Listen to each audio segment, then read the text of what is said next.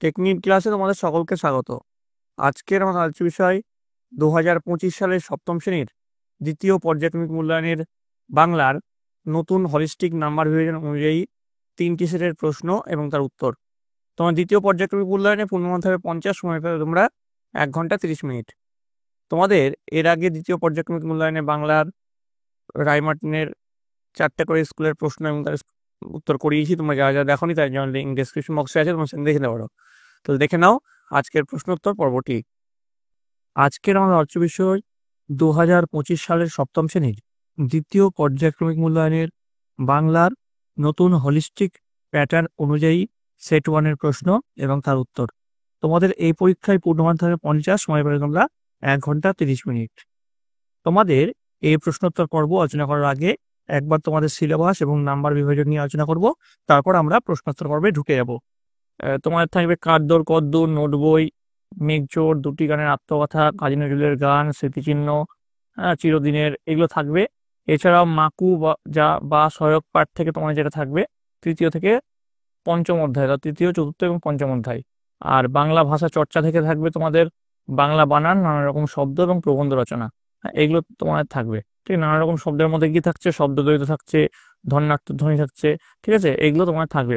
এবার দেখো তোমাদের মার্কস ডিস্ট্রিবিউশনটা কেমন হবে। তোমাদের গদ্য থেকে 2টো এমসিকিউ থাকবে, 4টে 1 নম্বরের প্রশ্ন, 2টো 3 নম্বরের প্রশ্ন তোমরা পাবে, মোট পাবে 12 নম্বর। কবিতা থেকেও একই, 2টো এমসিকিউ, 4টে 1 নম্বরের প্রশ্ন, 2টো 3 নম্বরের প্রশ্ন, মোট 12 নম্বর পাবে। ব্যাকরণ থেকে তোমরা 8টে এমসিকিউ পাবে, মোট 8 নম্বর। সহায়ক পাঠ মানে মাকু থেকে তোমরা পাবে 4টে 1 নম্বরের প্রশ্ন, 2টো 3 নম্বরের প্রশ্ন, মোট থাকবে 10 নম্বর। আর নির্মিতি থেকে অর্থাৎ তোমার যেটা প্রবন্ধ রচনা, সেখানে তোমরা পাবে 2টো 4 নম্বরের প্রশ্ন, মোট 8 নম্বর থাকবে। মোট 50 নম্বরে তোমাদের পরীক্ষা এইভাবে মার্কস ডিস্ট্রিবিউশন হবে। এবার দেখো তোমাদের প্রথম যে প্রশ্ন রয়েছে, সঠিক উত্তরটি নির্বাচন করো। 1 গুণ 12 সমান 12। প্রথম প্রশ্নে চলে যাবো। কি বলেছে দেখো, পুরন্দরকে মেঘচোর বলে গালাগাল দিয়েছিল আলবার্ট, কার্পভ, হ্যারি নাকি লাংস্টন? উত্তর হচ্ছে কার্পভ। মাউন্ট চেম্বারলিনের উচ্চতা কত? উত্তর হচ্ছে 2749 মিটার। পরের প্রশ্ন, রবীন্দ্রনাথ জেনিভা থেকে সোভিয়েত কত সালে যান? 1930 সালে যান। পরের প্রশ্ন, বেশ ভিড় জমেছিল হেদো পার্কের কাছে। 1.5, যে শব্দের অর্থ প্রকৃতি প্রত্যয়ের সম্মিলিত অর্থ থেকেই পাওয়া যায় তাকে বলে? উত্তর হচ্ছে যৌগিক শব্দ।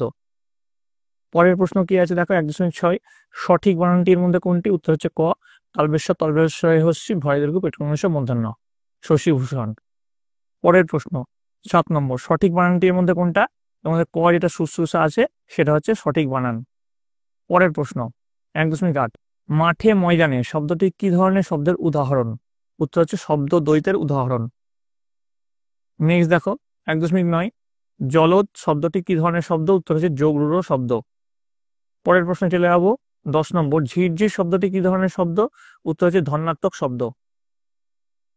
নেক্সট, গঠনগত দিক থেকে শব্দকে কটি ভাগে ভাগ করা যায়? উত্তর হচ্ছে 2 ভাগে ভাগ করা যায়।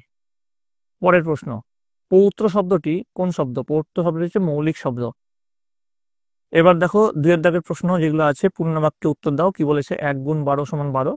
প্রথম প্রশ্নে চলে যাবো, দেখো কি বলেছে। সরলা দেবী রচিত গ্রন্থটির নাম কি? উত্তর লিখবে জীবনের ঝরা পাতা। নেক্সট, ব্যস্ত ঘড়ির কাঁটা কোথায় এসে থেমে গেছে? বৃষ্টিমুখর লাজুক গায়ে এসে থেমে গেছে। লেখক উত্তেজনা কমানোর জন্য কি করলেন? উত্তর লিখবে লেখক উত্তেজনা কমানোর জন্য তার প্রিয় সঙ্গী তবলাকে টেনে নিয়েছিল এবং ডুবে গিয়েছিল তবলার বলে। পরের প্রশ্ন দেখো, নোট বই কবিতায় ছেলেটির কিসের জন্য খটকা লেগে আছে? উত্তর লিখবে ঝোলাগোড় কিসে দেয় সাবান না পটকা, এই জন্য খটকা লেগে গেছে। পরের প্রশ্ন, বিশ্বভারতীর প্রাক্তন ছাত্রের নাম কি? উত্তর লিখবে পুলিন বিহারী সেন। নেক্সট, তিনি দেখলেন তার মাথার কাছে বসে আছে এই সুন্দরী মেয়েটি, এই সুন্দরী মেয়েটির আসল পরিচয় কি? উত্তর লিখবে সুন্দরী মেয়েটির আসল পরিচয়, তার নাম অসীমা, সে কার্পভের মেয়ে এবং তার মা হলেন একজন বাঙালি মেয়ে। পরের প্রশ্ন, চিরদিনের কবিতাটির প্রেক্ষাপট কি? উত্তর লিখবে চিরদিনের কবিতাটির প্রেক্ষাপট হলো একদিকে যেমন গ্রামীণ মানুষের জীবনযাপনের কাহিনী, অপরদিকে আকাল ও দুর্ভিক্ষের প্রেক্ষাপটে মানুষের শ্রম ও জীবনশক্তি জয়ের কাহিনী। পরের প্রশ্ন, 2.8 মূঢ় ওরা, ওকে মূঢ় বলা হয়েছে কেন? মূঢ় শব্দের কথার অর্থ হচ্ছে অজ্ঞ বা বোকা। অহংকারী ধনী বা সাম্রাজ্যলোভীরা মনে করেছিল তাদের তৈরি সৌধ চিরস্মরণীয় হয়ে থাকবে, কিন্তু কালস্রোতে ভেসে যাওয়া জীবন যৌবন ধনমানের মতো তাদের নির্মিত সৌধ একদিন ভেঙে পড়বে। তাদের কথা তখন কেউ মনে রাখবে না, তাই তাদের কবি মূঢ় বলেছেন। নেক্সট দেখো 2.9 হোটেলওয়ালার জন্মদিনে দিনে ও রাতে কি রান্না হয়েছিল? উত্তর লিখবে হোটেলওয়ালার জন্মদিনে দিনে রান্না হয়েছিল মাছের স্টু ভাত, আর রাতে রান্না হয়েছিল ঘুনি খিচুড়ি, হরিণের মাংসের কোরমা, পায়েস আর শুরুয়া। পরের প্রশ্ন, নাকুকে তৈরি করতে ঘড়িওয়ালার কত সময় লেগেছিল? উত্তর লিখবে 17 বছর। পরের প্রশ্ন, পরীদের রানী দেখতে কেমন? উত্তর লিখবে পরীদের রানী দেখতে খুব সুন্দর, তার গোলাপি মুখে খুব সুন্দর কালো কালো চোখ। নেক্সট দেখো 12 নম্বর, সোনাটিয়া কি নামে মাকুর পরিচয় দিয়েছিল? উত্তর লিখবে বেহারি। যে কোনো দুটি প্রশ্ন উত্তর দাও, 3 গুণ 2 সমান 6। প্রথম প্রশ্ন চলে যাবো, দেখো মেঘচোর গল্পে পুরন্দর এবং অসীমার চরিত্র দুটি পরস্পর বিরোধী। বিজ্ঞান চেতনার প্রতিনিধি কে কোন ধারণার প্রতিনিধিত্ব করছে তা বুঝিয়ে লেখো। দেখো শুরু করবো এইভাবে, সাহিত্যিক সুনীল গঙ্গোপাধ্যায়ের মেঘচোর গল্পে দুই পরস্পর বিরোধী মনোভাব সম্পন্ন চরিত্রের পরিচয় পায়। এরা হলেন বিজ্ঞানী পুরন্দর চৌধুরী এবং কার্পভের কন্যা অসীমা। এবার দেখো বিজ্ঞানী পুরন্দরের সম্বন্ধে এখানে পয়েন্ট করবে, যে যেমন লেখা হচ্ছে তেমন লিখবে, আমি আর পড়ছি না। নেক্সট হচ্ছে অসীমার সম্বন্ধে পয়েন্ট করবে, যে যেমন এখানে লেখানো হয়েছে ঠিক তেমনি ভাবে লিখবে। যে শেষে লিখবে বিজ্ঞানী পুরন্দর বিজ্ঞানের শক্তিকে আপন স্বার্থে ব্যবহার করে মানব সভ্যতাকে ধ্বংসের পথে নিয়ে যাচ্ছিলেন, কিন্তু অসীমা বিজ্ঞানকে সভ্যতার কল্যাণেই ব্যবহার করতে চেয়েছে। ঠিক আছে, তো এইটুকু লিখলেই তোমাদের কিন্তু এই প্রশ্ন উত্তরটা হয়ে যাবে। খুব ইম্পর্টেন্ট প্রশ্ন, ভালো করে করে নিও এই প্রশ্নটা। আশা করি তোমার সবাই টুকে নিয়েছো। এবার চলে যাবো পরবর্তী প্রশ্ন 3.2, আমার সোনার বাংলা গানটি রচনার প্রেক্ষাপট কি? গানটি পরে আর কোথায় ব্যবহৃত হয়েছিল? উত্তর লিখবে আমার সোনার বাংলা গানটি রচনার প্রেক্ষাপট দিয়ে লিখবে বঙ্গভঙ্গের প্রাক্কালে 1905 খ্রিস্টাব্দে তাৎক্ষণিক আবেগে গানটি রচিত হয় এবং ভক্তদের মাধ্যম থেকে গীত হয়ে তা সমগ্র কলকাতায় ছড়িয়ে পড়ে। পরবর্তীকালে বাংলাদেশ 1971 খ্রিস্টাব্দে স্বাধীন রাষ্ট্র হিসাবে পরিচিত হলে ওই দেশের জাতীয় সঙ্গীত হিসাবে গৃহীত হয়। নেক্সট দেখো 3.3, একরকম মনে করলে ভুল হবে উক্তিটি কার? কোন প্রসঙ্গের কেন বক্তা এমন উক্তি করেছেন? 1+2 আছে। প্রথম প্রশ্নের উত্তর, উক্তিটি কারদর কদ্দর বিজ্ঞানমূলক প্রবন্ধে প্রাবন্ধিক শিবতোষ মুখোপাধ্যায়ের। আর তারপরের পার্টের উত্তর হচ্ছে হালকা কোনো পাখির হাওয়ায় তীরের মতো ছুটে চলে যাওয়া, অপরদিকে অত্যধিক ওজন নিয়ে একখানি হিপুর কাদা ভেঙে থপথপ করে যাওয়া, এই দুইয়ের গমন প্রসঙ্গে আলোচ্য মন্তব্যটি করা হয়েছে। আসলে গমন শক্তিকে বিচার করতে হয় সর্বদা দৈহিক ওজনের পরিমাণ হিসাব করে। পরের প্রশ্ন 4 দাগের প্রশ্ন, যে কোনো দুটি প্রশ্ন উত্তর দাও, 3 গুণ 2 সমান 6। চিরদিনের কবিতায় বাংলার পল্লী প্রকৃতির যে বর্ণনা আছে তার নিজের ভাষায় সংক্ষেপে লেখো। উত্তর লিখবে চিরদিনের কবিতায় কিশোর কবি সুকান্ত তার হৃদয়ে পল্লী বাংলার প্রকৃতির স্পর্শ অনুভব করেছেন। তার উপলব্ধিতে স্বভাবতই উঠে এসেছে বাংলার চিরনতুন চিরসবুজ গ্রাম্য প্রকৃতির দৃশ্য। এই গ্রামগুলি বৃষ্টি মুখরিত, তারা শহুরে মানুষের মতো ব্যস্ততা দেখায় না। এখানে হাঁটার নির্দিষ্ট কোনো পথ হয় না, যেখান দিয়ে হাঁটা সম্ভব সেটাই পথ। বাঁশঝাড়, জোড়া দিঘি, তালের সারি গ্রামগুলিকে অলংকারের মতো সাজিয়ে রাখে। এখানে মজা নদী বর্ষার জলে ভয়ঙ্কর রূপ ধারণ করে। গ্রামগুলি যেন সবুজ ঘাগরা পরে সেজে থাকে সবসময়। বুড়ো বটতলা যেন মানুষকে ডাকে তার ছত্রছায়ায়। বাংলার এই গ্রামগুলির সকাল ঘোষিত হয় পাখির গানে। চাষির কানে ভেসে আসে বিচিত্র সুর। কৃষক বধূ ঘোমটা খুলে দেখে নেই সবুজ ফসলের ধুম। তারা অবাক হয়ে নতুন ফসলের সুবর্ণ যুগের স্বপ্ন দেখে। পরের প্রশ্ন, মানব হৃদয় ভূমি করি অধিকার কারা কিভাবে মানব হৃদয় ভূমি অধিকার করে? উত্তর লিখে মানুষের হৃদয় জয় করতে পারে একমাত্র মানবতা, মহান মানবতা। যারা মানুষের জন্য নিঃস্বার্থভাবে কাজ করে, যারা মানুষের মধ্যে মিশে থাকে, তারাই তাদের মহান কাজের দ্বারা মানব হৃদয় ভূমি অধিকার করে।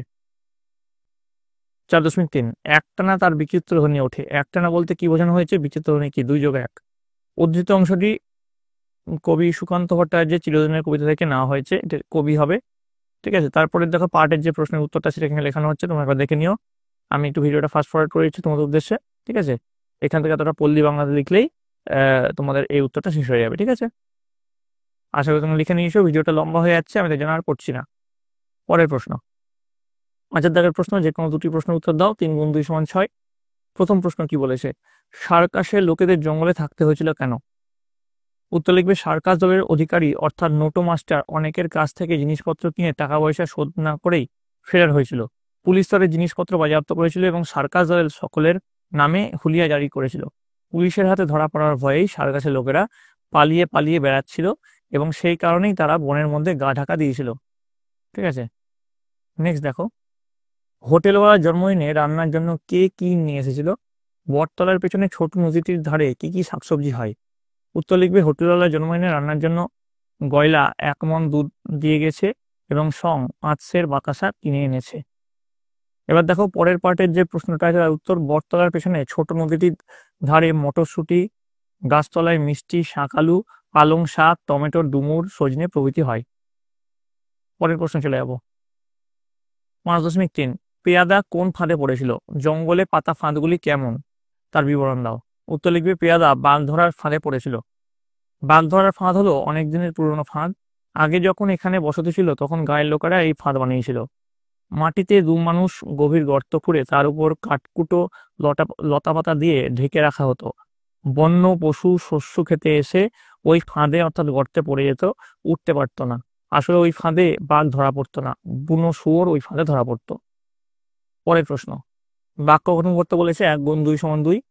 প্রথম প্রশ্ন কি রয়েছে দেখো, টাপুর টুপুর, তারপর রয়েছে খিলখিল। টাপুর টুপুর দিয়ে কি লিখবে, বাইরে টাপুর টুপুর বৃষ্টি পড়ছে। খিলখিল, শিশুটি মায়ের কথা শুনে খিলখিল করে হেসে উঠল। ঠিক আছে, এবার দেখো পরবর্তী কি আছে, নিচের যে কোনো একটি বিষয় অবলম্বনে 150 থেকে 200 শব্দের মধ্যে একটি প্রবন্ধ রচনা করো। কি কি বলেছে, দেশ ভ্রমণ আর পরিবেশ রক্ষায় ছাত্র সমাজের ভূমিকা। 6 × 1 = 6, প্রতিটি প্রশ্ন মান 6 করে আছে, যে কোনো একটি করতে বলেছে। দেশ ভ্রমণ সম্বন্ধে দেখো এখানে লেখানো হচ্ছে, তোমরা একবার দেখে নাও। দেখো একটু ভিডিওটাকে ফাস্ট ফরওয়ার্ড করে দিচ্ছি তোমাদের সুবিধার্থে। ঠিক আছে, দেশ ভ্রমণ সম্বন্ধে এখান থেকে এতটা লিখলেই তোমাদের এই রচনাটা হয়ে যাবে। ঠিক আছে, আমি আর পড়লাম না। আশা করি তোমরা সকলে ভিডিওটা পজ করে লিখে নিয়েছো। চলে আসবো পরবর্তী যে প্রশ্ন আছে সেই প্রশ্নে। দেখো, পরিবেশ রক্ষায় ছাত্র সমাজের ভূমিকা, এটাও দেখো এখানে ডিসপ্লে হচ্ছে, একবার দেখে নাও ভালো করে। ভিডিওটা ফাস্ট ফরওয়ার্ড করে দিচ্ছি আমি। এখানে উন্নতি চরম শিখরে উঠতে পারে, এত রোদে লিখলেই কিন্তু পরিবেশ রক্ষায় ছাত্র সমাজের ভূমিকা এই যে প্রবন্ধটা আছে তার উত্তরটা হয়ে যাবে। যেমন করে প্যারাগ্রাফ চেঞ্জ করে লেখানো হয়েছে ঠিক তেমনভাবেই তোমরা কিন্তু এখানে লিখবে। ঠিক আছে, আজকের আমাদের আলোচ্য বিষয় 2025 সালের সপ্তম শ্রেণীর দ্বিতীয় পর্যায়ক্রমিক মূল্যায়নের বাংলার দ্বিতীয় সেটের প্রশ্ন এবং তার উত্তর। তোমাদের দ্বিতীয় পর্যায়ক্রমিক মূল্যায়নে পূর্ণমান থাকে 50, সময় তোমরা 1 ঘন্টা 30 মিনিট। তোমাদের এই পরীক্ষাটি আগামী আগস্ট মাসে অনুষ্ঠিত হবে। তোমাদের এর আগে দ্বিতীয় পর্যায়ক্রমিক মূল্যায়নের অল সাবজেক্টের 3টে করে সেটের রায় মার্টিনের প্রশ্ন এবং তার উত্তর করিয়েছি। তোমরা যারা যারা দেখোনি তার জন্য লিঙ্ক ডেসক্রিপশন বক্সে আছে, তোমরা সেখানে দেখে নিতে পারো। এছাড়াও তোমাদের সাজেশন সেট 1 দেওয়া হয়েছে, সেটাও কিন্তু ডেসক্রিপশনের লিঙ্কে তোমরা পেয়ে যাবে। তো এই প্রশ্ন উত্তর পর্ব শুরু করার আগে একবার আমরা দেখে নেব তোমাদের সিলেবাসে ঠিক কোন কোন চ্যাপ্টার রয়েছে এবং সেখান থেকে কি টাইপের প্রশ্ন আসতে চলেছে। তারপরে আমরা প্রশ্ন উত্তর পর্বে ঢুকবো। দেখে নাও তোমাদের সিলেবাসটি।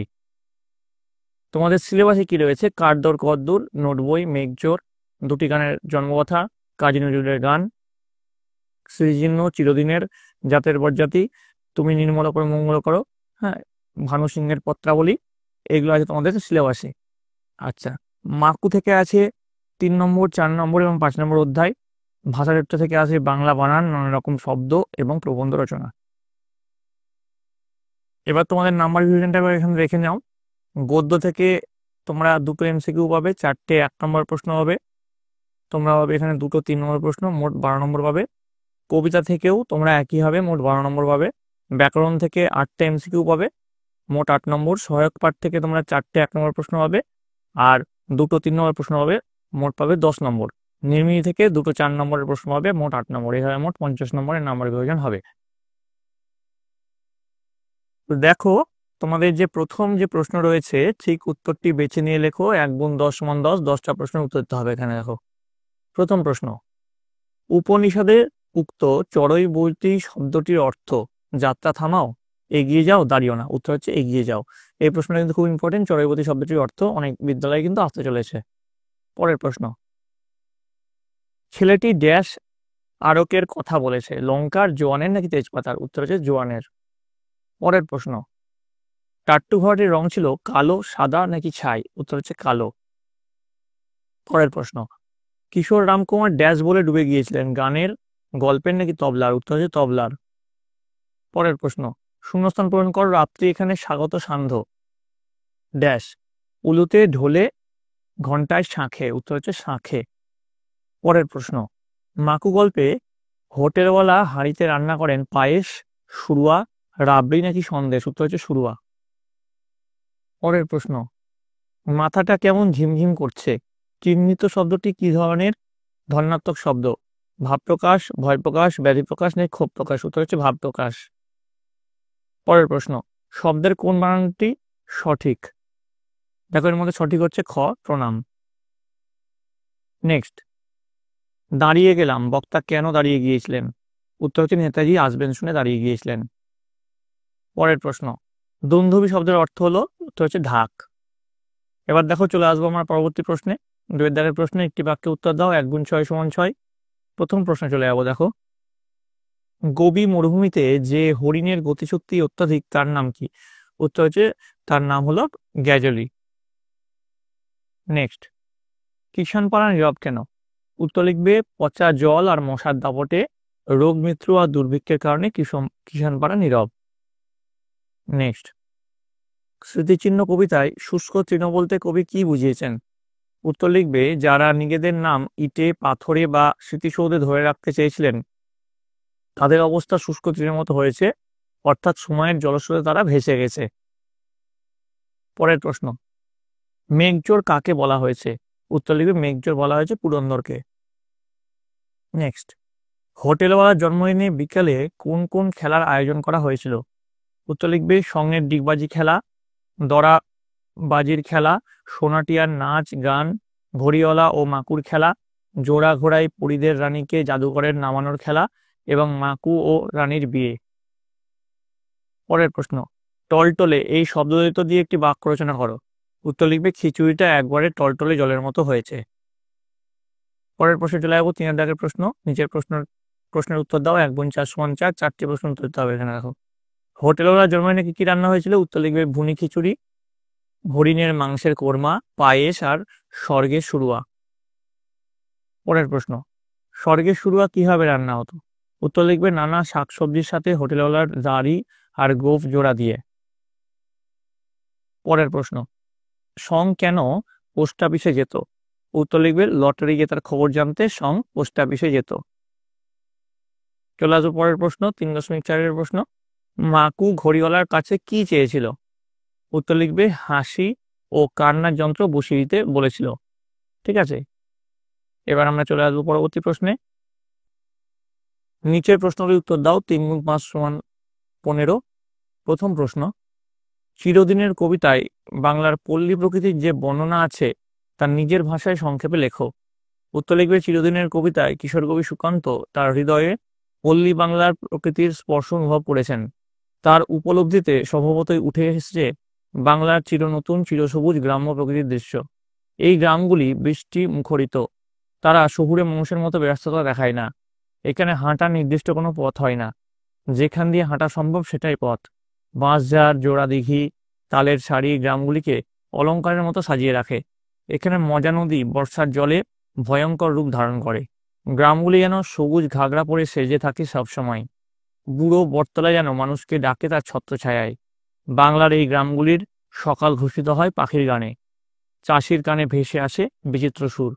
কৃষক বধূ ঘোমটা খুলে দেখে নেই সবুজ ফসলের ধুম, তারা অবাক হয়ে নতুন ফসলের সুবর্ণ যুগের স্বপ্ন দেখে। পরের প্রশ্ন, মানব হৃদয় ভূমি করি অধিকার, কারা কিভাবে মানব হৃদয় ভূমি অধিকার করে? উত্তর লিখে মানুষের হৃদয় জয় করতে পারে একমাত্র মানবতা, মহান মানবতা। যারা মানুষের জন্য নিঃস্বার্থ হয়ে কাজ করে, যারা মানুষের মধ্যে মিশে থাকে, তারাই তাদের মহান কাজের দ্বারা মানব হৃদয় ভূমি অধিকার করে। পরের প্রশ্ন, তুমি যদি নোট বই কাছে রাখো তাতে কি ধরনের তথ্য লিখে রাখবে? উত্তর লিখবে আমি যদি নোট বই কাছে রাখি তবে তাতে আমার অজানা নানা গুরুত্বপূর্ণ বিষয় লিখে রাখবো। পরের প্রশ্ন, ভারতবর্ষের জাতীয় মন্ত্রটি কি? সেটি কার, কোন রচনার অন্তর্গত? উত্তর লিখবে ভারতবর্ষের জাতীয় মন্ত্রটি হলো বন্দে মাতরম। এটি সাহিত্য সম্রাট বঙ্কিমচন্দ্র চট্টোপাধ্যায়ের রচনা। এটি আনন্দমঠের অন্তর্গত। পরের প্রশ্ন, টিকা লিখতে বলেছে আলাস্কা। উত্তর লিখবে আমেরিকার উত্তর পশ্চিম সীমান্তে অবস্থিত যুক্তরাষ্ট্রের বৃহত্তম প্রদেশ। মাউন্ট চেম্বারলিন হচ্ছে আলাস্কার বুকস পর্বতমালার সর্বোচ্চ শৃঙ্গ। আর লেক সেভার হচ্ছে আলাস্কার মাউন্ট চেম্বারলিনের পাশে কুয়াশায় ঢাকা বরফাবৃত হ্রদটির নাম লেক সেভার। তাহলে আলাস্কাতে যেগুলো, যেহেতু এগুলো আছে তার জন্য এগুলো কিন্তু আলাস্কার টিকাতে আমি লিখিয়েছি। ঠিক আছে, নেক্সট দেখো, নিচের প্রশ্নগুলির উত্তর দাও। 5 নম্বর আছে এতে। প্রথম প্রশ্ন, মাকু গল্পটি কার লেখা? উত্তর লিখবে লীলা মজুমদারের লেখা। পরের প্রশ্ন, মাকু কি কি কাজ করতে পারে? উত্তর লিখবেন গান গায়, নাচে, অঙ্ক কষে, হাতুড়ি পেটে, দড়ির জট খোলে, পেরেক ঠোকে, ইস্ত্রি চালায়, রান্না করে ও কাপড় কাচে। পরের প্রশ্ন, ঘড়িওয়ালা বনের মধ্যে লুকিয়ে বেড়াতো কেন? উত্তর লিখবে ঘড়িওয়ালা ছিল ফেরারি, অনেক টাকা পয়সা নিয়ে পালিয়েছিল, তাই তার পুলিশের হাতে ধরা পড়ার ভয় ছিল, তাই থেকে বনে লুকিয়ে লুকিয়ে বেড়াতে হতো, অর্থাৎ বনে লুকিয়ে লুকিয়ে তার দাদাকে গোবজোড়া দিতে আসতো। নেক্সট দেখো, নিচের প্রশ্নের উত্তর দাও। 2 × 2 = 4। প্রথম প্রশ্ন, যৌগিক শব্দ কাকে বলে? উত্তর লিখবে যে সাধিত শব্দের অর্থ প্রকৃতি প্রত্যয়ের সম্মিলিত অর্থ থেকেই পাওয়া যায় সেই শব্দকে যৌগিক শব্দ বলে। যেমন করণীয়, ঠিক আছে, গাইয়ে, পৌত্র, ঠিক আছে, এগুলো হচ্ছে এর উদাহরণ। নেক্সট দেখো 6.2, শব্দ দ্বৈত কাকে বলে? বিশেষ্য, বিশেষণ ও সর্বনাম এই জাতীয় শব্দগুলি পরপর দুবার প্রয়োগে বাক্যের বিশিষ্ট অর্থ প্রকাশ পায়। এইভাবে দুবার শব্দ প্রয়োগের রীতিকে শব্দদ্বৈত বলে। উদাহরণ, সময়ে সময়ে মনে করে ওষুধ খেয়ে নিও। রিয়া ও প্রিয়ার মধ্যে ছোটবেলা থেকেই গলায় গলায় বন্ধুত্ব। পিকু পুজোর কাজে মাকে হাতে হাতে সাহায্য করছে। উপরোক্ত বাক্যগুলিতে সময়ে সময়ে, গলায় গলায়, হাতে হাতে এই শব্দগুলো দুবার করে ব্যবহৃত হয়েছে, তাই এই বাক্যগুলিতে শব্দদ্বৈত রীতি প্রয়োগ করা হয়েছে। পরের প্রশ্ন, রচনা লেখো যে কোনো একটি। 6 × 1 = 6। প্রথম প্রশ্ন কি আছে দেখো। প্রথম প্রশ্ন আছে তোমার জীবনের একটি স্মরণীয় অভিজ্ঞতা, আর তারপরে প্রশ্ন আছে একটি খেলার মাঠের আত্মকথা। তো প্রথমে তোমার জীবনের একটি স্মরণীয় অভিজ্ঞতা, সেই রচনাটা তোমরা একবার দেখে নাও, এখানে ডিসপ্লে হচ্ছে। শুরু করবে এভাবে, মানুষের জীবনে প্রতিনিয়ত অনেক ঘটনাই ঘটে চলে, অনেক সময় অনেক বড় ঘটনা বিস্তৃতির আড়ালে চলে যায়। এইভাবে তোমরা শুরু করবে, ঠিক আছে। যেমন করে তোমাদের এখানে লেখানো হচ্ছে ঠিক একইভাবে তোমরা লিখবে। যেহেতু ভিডিওটা অনেকটা লম্বা হয়ে যাচ্ছে, আমি আর পড়লাম না, তোমরা ভালো করে ভিডিওটা পজ করে একবার দেখে নিও। আমি ভিডিওটা একটু ফাস্ট ফরওয়ার্ড করছি, ঠিক আছে। এখানে মনে অমর হয়ে থাকতে পারে, এত দূর অব্দি লিখলেই কিন্তু হয়ে যাবে। আশা করি তোমরা সকলে ভিডিওটা পজ করে খাতায় সুন্দর করে লিখে নিয়েছো। এবার চলে যাবো পরবর্তী যে রচনাটা আছে, একটি খেলার মাঠের আত্মকথা। দেখো সেটাও এখানে লেখানো হচ্ছে। আমি একটু ভিডিওটা ফাস্ট ফরওয়ার্ড করে দিচ্ছি। আমি একটি খেলার মাঠ, এখান থেকে লেখা শুরু করবে এবং বিকাশও ভালোভাবে হয়। এত লিখলেই কিন্তু এই প্রশ্নের উত্তরটা হয়ে যাবে। আশা করি তোমরা সকলে ভিডিওটা পজ করে লিখে নিয়েছো। আমি চলে আসছি শেষ স্লাইডে।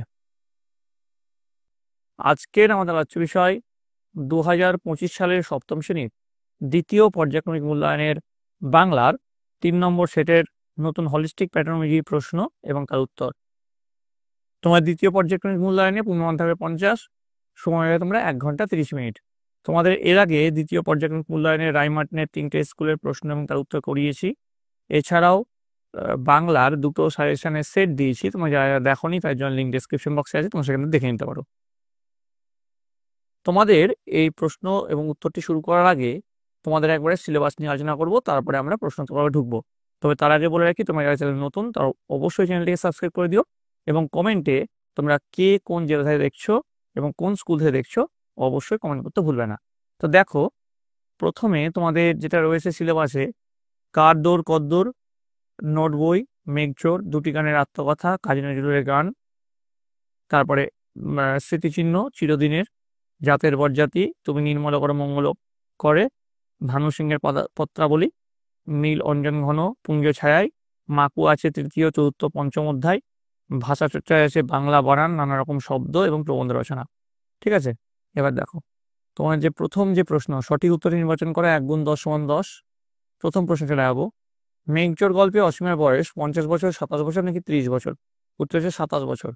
নেক্সট প্রশ্ন, নোট বই কবিতায় লণ্ঠন নিয়ে আসতে বলা হয়েছে রামাকে, বামাকে, শ্যামাকে? উত্তর হচ্ছে রামাকে। পরের প্রশ্ন, উপনিষদে উক্ত চরৈবত্যই শব্দের অর্থ, ঠিক আছে, চরৈবতী শব্দের অর্থ হচ্ছে এগিয়ে যাও। স্মৃতিচিহ্ন কবিতায় নামগুলি ভেসে যায় কাল নদীর জলে। নেক্সট, জনমত গড়ে ওঠে বটতলায়। পরের প্রশ্ন, জীবনে ঝরাপাতা লিখেছেন সরলা দেবী। কাল স্রোত বলতে বুঝিয়েছেন সময়ের স্রোত। শুনলাম ইনি নজরুল। মাইকেল অ্যান্টনি জন্মগ্রহণ করেন ওয়েস্ট ইন্ডিজ। হপ্তায় কতবার পোস্ট অফিসে যেত? 3 বার। এবার দেখো পরের প্রশ্ন চলে আসি, শূন্যস্থান পূরণ করো। নেতাজির বক্তৃতার আগে নজরুলের গান হতেই হবে। জীবনে ঝরাপাতার লেখিকা সরলা দেবী। বর্ষায় বিদ্রোহ করে মজা নদী। বেহারি আসলে মাকু। হোটেলওয়ালা কানের টিকিটটা গুজে রেখেছিল। পরের প্রশ্ন, 2 থেকে 3টি বাক্যের উত্তর দাও। 2 গুণ 4 সমান 8। প্রথম প্রশ্ন কি আছে? মুড়ো ওরা ব্যর্থ মনস্কাম। খুব ইম্পর্টেন্ট প্রশ্ন। তাদের মনস্কাম ব্যর্থ হয় কেন? উত্তর লিখবে, ইট পাথর দিয়ে অট্টালিকা নির্মাণ করে যে শাসকেরা নিজেদের অমর করে রাখতে চেয়েছিল, অট্টালিকা ধ্বংসের মধ্যে দিয়ে তাদের মনস্কামনা ব্যর্থ হয়েছে। কারণ মানুষের মনে জায়গা না পেলে কোনো কীর্তি চিরস্থায়ী হয় না। পরের প্রশ্ন, মেঘচোর গল্পে কাকে কেন মেঘচোর বলা হয়েছে? উত্তর লিখবে, মেঘচোর গল্পে বৃষ্টিবিজ্ঞানী পুরন্দর চৌধুরীকে মেঘচোর বলা হয়েছে। পুরন্দর চৌধুরী সাইবেরিয়া থেকে মেঘ নিয়ে এসেছিলেন সাহারা মরুভূমিতে এবং সেখানে 1 মাসে 100 ইঞ্চি বৃষ্টিপাত ঘটিয়েছিলেন, তাই তাকে এই নামে অভিহিত করা হয়েছে। পরের প্রশ্ন, ব্যস্ত ঘড়ির কাঁটা কোথায় গিয়ে থেমে গিয়েছে? উত্তর লিখে, ব্যস্ত ঘড়ির কাঁটা বৃষ্টিমুখর লাজুক গায়ে গিয়ে থেমে গিয়েছে। পরের প্রশ্ন, মস্কোর কোথায় রবীন্দ্রনাথ ঠাকুর জনগণমন শুনিয়েছিলেন? উত্তর লিখবে, রবীন্দ্রনাথ ঠাকুর মস্কোর পায়োনিয়ার্স কমিউনে জনগণমন শুনিয়েছিলেন। নেক্সট, নিচের ব্যাকরণগত প্রশ্নগুলির নির্দেশ মতো উত্তর দাও। 2 গুণ 3 সমান 6। প্রথম প্রশ্ন, রূঢ় শব্দের অর্থ কি? উদাহরণ দিয়ে বুঝিয়ে দাও। যেসব শব্দের প্রচলিত অর্থের সঙ্গে ব্যুৎপত্তিগত অর্থের কোনো সম্পর্ক নেই তাদের রূঢ় শব্দ বলে। যেমন মণ্ডপ, উৎপত্তিগত শব্দ হচ্ছে মণ্ডপ, পান করা হয় যেখানে। প্রচলিত অর্থ হচ্ছে সভাগৃহ। প্রবীণ, উৎপত্তিগত শব্দ হচ্ছে অর্থ হচ্ছে বিনা বাজাতে পারদর্শী। প্রচলিত অর্থ হচ্ছে বয়স্ক। পরের প্রশ্ন, বাক্যসহ একটি অনুকার ধর্ণাত্মক শব্দ ও একটি ভাব প্রকাশক ধর্ণাত্মক শব্দের উদাহরণ দাও। তো অনুকার ধর্ণাত্মক শব্দ হচ্ছে বৃষ্টি পড়ে টাপুর টুপুর, এখানে টাপুর টুপুর বৃষ্টিকে অনুকরণ করছে। আর ভাব প্রকাশক ধর্ণাত্মক শব্দ হচ্ছে মাথাটা কেমন ঝিমঝিম করছে, এখানে ঝিমঝিম মাথার এক বিশেষ অনুভূতিকে প্রকাশ করছে। এবার দেখো চলে আসছি পরবর্তী যে প্রশ্ন, ধর্ণাত্মক শব্দকে কয় ভাগে ভাগ করা যায়? উত্তর লিখবে, ধর্ণাত্মক শব্দকে 2 ভাগে ভাগ করা যায়, যথা অনুকার ধর্ণাত্মক শব্দ ও ভাব প্রকাশক ধর্ণাত্মক শব্দ। পরের প্রশ্ন, যে কোনো 4টি প্রশ্নের উত্তর দাও। 1 গুণ 4 সমান 4। সোনাটিয়া স্কুলে কি গান গেয়েছিল? উত্তর লিখবে, সোনাটিয়া স্কুলে ফুলকলি আসে অলি গুঞ্জন গুজনে গানটি গেয়েছিল। ঘড়িওয়ালা বহুদিন কি খায়নি? উত্তর লিখবে, ঘড়িওয়ালা বহুদিন মায়ের রান্না করা মোচার ঘন্ট খায়নি। মাকুর চাবি ফুরিয়ে গেলে কি হবে? উত্তর লিখবে, মাকুর চাবি ফুরিয়ে গেলে সে নেতিয়ে পড়বে, তখন চোর ডাকাতে ওর কলকবজা খুলে নেবে। 4 নম্বর, রঙা কি কাজ করে? রঙা খরগোশ বাজারে বিক্রি করে রোজগার করত। স্মৃতিচিহ্ন কবিতাটি কি জাতীয় রচনা? উত্তর লিখবে, স্মৃতিচিহ্ন কবিতাটি নীতিমূলক রচনা। পরের প্রশ্ন, নিচে যে কোনো 2টি ব্যাখ্যামূলক প্রশ্নের যথাযথ উত্তর দাও। 3 গুণ 2 সমান 6। পরের প্রথম প্রশ্ন যেটা আছে, সবুজ ফসলে সুবর্ণ যুগ আসে, ব্যাখ্যা করো। উত্তর লিখবে, কবি সুকান্ত ভট্টাচার্যের লেখা চিরদিনের কবিতা থেকে আলোচ্য অংশটি নেওয়া হয়েছে। উদ্ধৃত অংশে যুগ শব্দটির অর্থ হলো কাল বা সময়, আর সুবর্ণ শব্দের অর্থ হলো সোনা। তাহলে সুবর্ণ যুগ কথাটির অর্থ হলো সোনার যুগ বা ভালো সময়। কবিতাটিতে একটি গ্রামের বৃষ্টি ভেজা একদিনের ছবি তুলে ধরা হয়েছে। সেই শান্ত গ্রামটিতে বছরখানেক আগে ঘটে গিয়েছে এক ভয়াবহ দুর্ভিক্ষ। ফলে খাবারের খোঁজে অনেক মানুষ সেই সময় গ্রাম ছেড়ে চলে গেছে। আবার কষ্টের সেই দিনগুলো পার করে বেশ কিছু মানুষ আজও সেই গ্রামে বাস করছে। তাদেরই মধ্যে এক কৃষক বধূ জল আনার পথে থমকে দাঁড়িয়ে ঘোমটা সরিয়ে দেখে ক্ষেতে সবুজ ফসল ধরেছে। সবুজ ফসল ফলার অর্থই হলো দুর্ভিক্ষের অভিশাপ থেকে মুক্তি পাওয়া। কবির বিশ্বাস, ফসল ভালো হওয়ায় গ্রাম থেকে দুর্ভিক্ষ দূর হবে, মানুষ খেয়ে পড়ে ভালোভাবে বাঁচতে পারবে। তাই সেই সময়টাকেই কবি সুবর্ণ যুগ বা ভালো সময় বলে মনে করেছেন। পরের প্রশ্ন 6.2, মনের দৌড়ে মানুষ চ্যাম্পিয়ন কোন রচনার অংশ? এই মন্তব্যের কারণ কি?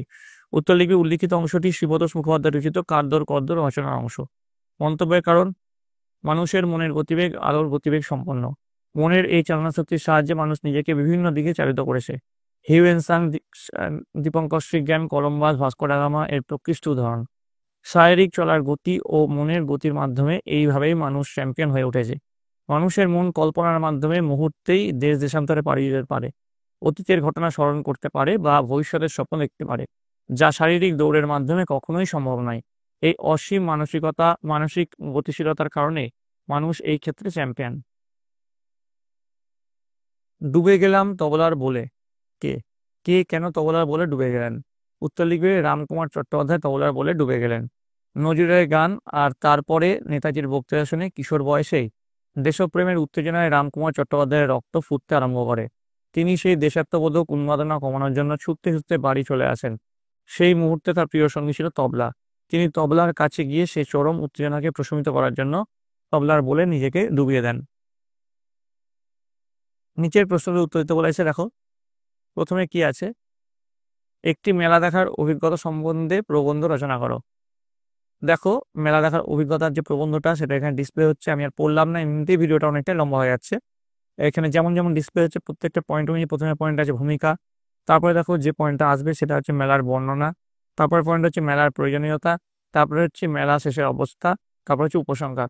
ভিডিওটা পজ করে একটু জুম করে দেখে নেবে, যদি তোমাদের মোবাইল থেকে দেখতে অসুবিধা হয়। যারা কম্পিউটার থেকে দেখছো তাদের তো জিনিসটা বড় করে দেখতে হবে, যারা মোবাইলে দেখছো তাদের একটু ছোট লাগবে হয়তো, একটু জুম করে তোমরা একটু দেখে নিও, ঠিক আছে, ভিডিওটা পজ করে। আশা করি তোমরা ভিডিওটা পজ করে সকালে লিখে নিয়েছো। চলে আসো পরবর্তী প্রশ্ন, এটা আছে 5 নম্বর আছে এখানে। তারপরে দেখো 7.2, বিদ্যালয়ে বৃক্ষরোপণ উৎসব করার আবেদন জানিয়ে প্রধান শিক্ষকের কাছে একটি চিঠি লিখতে বলেছে। তো এখানে দেখো মাননীয় প্রধান শিক্ষিকা, চৈতন্যপুর হাই স্কুল, দক্ষিণ 24 পরগনা। এখানে তোমরা প্রাথমিক বিদ্যালয় লিখতে পারো, যে তোমাদের প্রাথমিক বিদ্যালয় কে প্রাথমিক বিদ্যালয়ের যে প্রধান শিক্ষিকা বা প্রধান শিক্ষক আছে তাদের চিঠি লিখতে পারো, ঠিক আছে। মহাশয় বা মহাশয়া দিয়ে তোমার এখানে যে চিঠি আছে এরকম টাইপের চিঠি তোমরা এখানে লিখে ফেলবে।